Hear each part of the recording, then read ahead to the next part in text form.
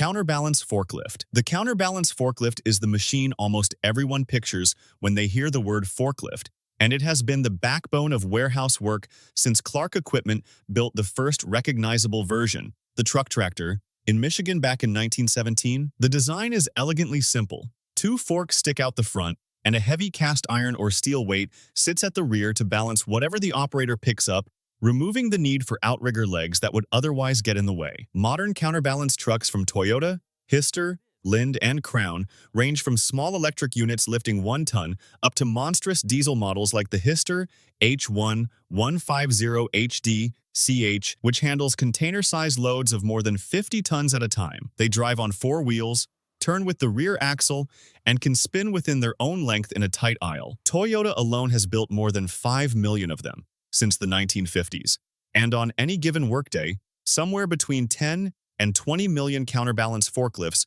are moving freight around the planet. It is the quiet machine that keeps modern logistics from grinding to a halt.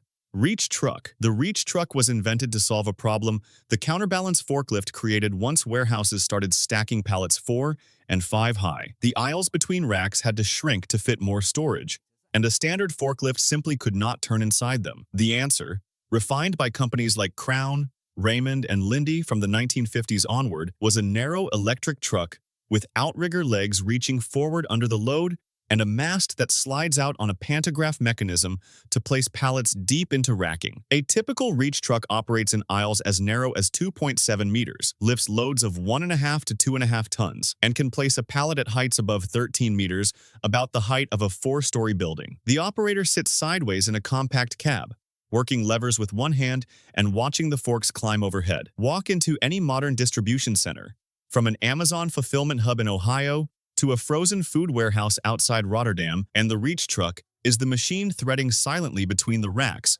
while the bigger forklifts handle the loading dock. Order picker. The order picker takes the operator up with the load instead of bringing the load down to the operator, and it is the machine that made human-scale piece picking possible inside towering warehouse racks. Crown built the first widely successful model, the SP series, in the 1960s. And the basic idea has not changed much, since the driver stands on a platform that rises with the forks, sometimes more than 12 meters above the floor, harnessed in for safety, picking individual cartons off shelves and stacking them on a pallet that rides up alongside. The truck creeps forward along guide rails or wire-guided paths, weaving through aisles barely wider than the machine itself. In the early days of e-commerce, before goods-to-person robotics took hold, the order picker was the engine of every catalog warehouse from Sears to Argos. Even now, in a world filling up with autonomous mobile robots, the order picker remains the cheapest and most flexible way to handle slow-moving inventory across millions of square meters of shelving worldwide. Pallet Jack. The Pallet Jack, or pallet truck, is the simplest powered material handler ever built, and it is also by a wide margin the most numerous. The hand-pumped version was patented by an American inventor named Norman Hubinger in the 1920s and has barely changed in shape since. 2 long forks slide under a pallet. The operator pumps a hydraulic handle a few times to lift it a few centimeters off the floor, and then drags or pushes the load wherever it needs to go. Powered versions, built today by Crown, Toyota, Jungheinrich, and dozens of others, add a small electric motor and a battery, letting one worker move pallets weighing 2 or 3 tons across a warehouse floor without breaking a sweat. Walk into a supermarket back room at 4 in the morning, and you will hear the soft whine of pallet jacks ferrying milk crates and bread trays to the shelves. They cost a fraction of a real forklift. They need almost no training to operate, and there are tens of millions of them in service around the world. Rough terrain forklift. The rough terrain forklift exists because a standard warehouse truck with smooth, solid tires is useless the moment it leaves a flat concrete floor. Built on a heavy frame with large pneumatic tires, ground clearance closer to a tractor than a forklift, and often 4-wheel drive, it is the machine that handles loads on construction sites, lumber yards, military bases, and farms. Brands like JCB, Case, Manitou, and Selleck dominate the market, with capacities typically between 2 and 5 tons and lift heights around 4 to 6 meters. Diesel engines in the 70 to 100 horsepower range give them the torque to climb muddy ramps with a full pallet of bricks or a bundle of timber on the forks. The United States military has used rough terrain forklifts heavily since Vietnam, where standard warehouse trucks could not move ammunition pallets across unprepared ground, and the modern descendants still travel with combat engineering units. Anywhere construction happens away from finished pavement, this is the forklift that shows up. Telehandler. The telehandler, sometimes called a telescopic handler or simply a teleporter, is what happens when a forklift, a crane, and a wheel loader are crossbred into a single machine. The British company JCB built the first true telehandler, the Loadall, in 1977, and it changed construction site logistics permanently. Instead of a vertical mast, it carries a long telescoping boom that extends forward and upward, reaching as high as 20 meters on the largest models and placing loads well into the upper floors of a building under construction. Capacities run from around 2 tons on compact units, up to 21 tons on heavy industrial machines, like the Manitou MHT 12330. Attachments swap on and off the boom in seconds: forks for pallets, a bucket for loose material, a winch for lifting steel beams, a man basket for working at height. On a modern building site, a single telehandler often replaces a small crane, a forklift, and a loader, and the time savings have made it indispensable, from house framing in Texas to high-rise work in Dubai.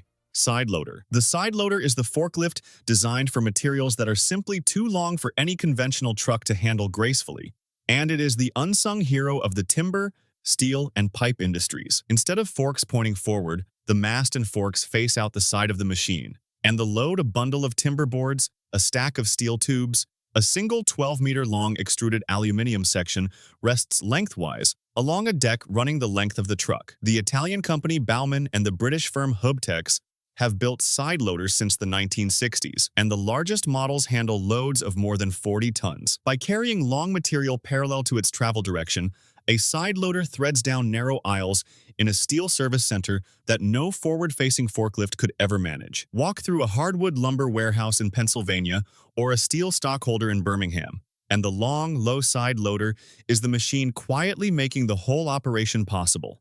Container handler. The container handler, also called a reach stacker or top lifter, depending on configuration, is the giant of the forklift family and the machine responsible for moving the world's shipping containers on dry land. Kalmar of Finland and Hyster-Yale of the United States dominate the market with flagship machines like the Kalmar DRG 450 reach stacker, weighing around 72 tons empty and lifting 45-ton loaded containers nearly 15 meters into the air. The boom telescopes out and up, and a spreader on the end locks onto the standard twist-lock corners of an ISO container, picking it up like a suitcase in intermodal yards from Long Beach to Hamburg to Shanghai. Container handlers stack 40-foot boxes 4 and 5 high, sort them by destination, and load them onto trains and trucks at a pace that feeds the entire global supply chain. Without them, the shipping container revolution that reshaped world trade after the 1960s would have collapsed under its own logistics. Each one burns through diesel by the hundreds of liters a day, and each one earns it back many times over. Walkie Stacker. The Walkie Stacker is the small electric machine that bridges the gap between a pallet jack and a full sit-down forklift, and it is the workhorse of small businesses, retail backrooms, and light manufacturing.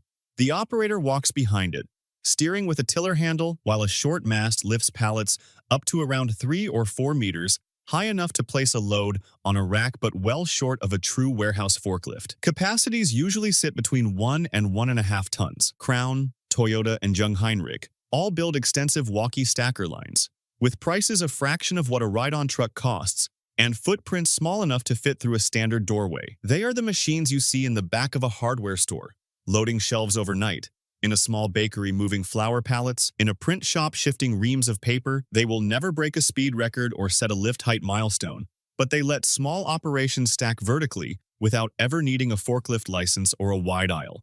Articulated forklift. The articulated forklift, often known by the brand name Bendy or Flexi, after the two companies that pioneered it in the United Kingdom during the 1960s and 1980s, solved the same narrow aisle problem the reach truck did, but in a completely different way. Instead of a sliding mast, the entire front of the truck pivots on a hinge, letting the fork swing sideways to face into a rack while the body of the machine stays straight in the aisle. The result is a forklift that can work in aisles as narrow as 1.6 meters, yet still drive out of the warehouse and load a truck at the dock like a normal counterbalance machine. Lift heights reach above 12 meters on modern models, and capacities run up to about 2 tons. For warehouses that wanted to squeeze 30 or 40% more storage out of an existing building without rebuilding the racking system from scratch, the articulated forklift was a quiet revolution. It is still the favorite tool of cold storage operators across Europe, where every cubic meter of refrigerated space costs real money to keep frozen. Explosion-proof forklift. The explosion-proof forklift exists for the small number of workplaces where a single spark could kill everyone in the building, and it is one of the most heavily engineered machines in the entire material handling world. Pyrobin in the United Kingdom and Moretti in Italy are the two best-known specialists, taking standard counterbalance forklifts from manufacturers like Linde and Toyota and converting them to operate safely in atmospheres filled with flammable gases, vapors, or dusts. Every electrical component is sealed inside a flame-proof enclosure. Exhaust systems are fitted with spark arresters and surface temperature limiters, and gas detection sensors shut the machine down automatically if conditions drift outside safe limits. They work inside oil refineries, paint factories, grain silos, pharmaceutical plants, and ammunition depots, places where a normal forklift would be a rolling bomb. The conversions cost more than the base truck itself, often pushing the total price above $200,000, and every single one of them is a quiet acknowledgement that some warehouses are simply more dangerous than others. Three-wheel electric forklift. The three-wheel electric forklift is the machine built specifically for tight indoor work, where maneuverability matters more than raw capacity. With two driven wheels at the front and a single steered wheel at the rear, it can pivot around its own back wheel and turn inside a circle barely wider than the truck itself. Toyota, Linde, Crown, and Mitsubishi all build extensive three-wheel ranges, typically lifting 1 to 2 tons and powered by lithium-ion or lead-acid batteries that last a full 8-hour shift on a single charge. They are quiet, they produce no exhaust fumes, and they have largely displaced internal combustion forklifts from food warehouses, pharmaceutical plants, and any other indoor environment where air quality matters. Over the past decade, as battery technology has improved and emission regulations have tightened, the three-wheel electric has become the default new forklift purchase across most of Europe, and a fast-growing share of the North American market. Quietly, almost without anyone noticing, the diesel warehouse forklift is being retired one aisle at a time.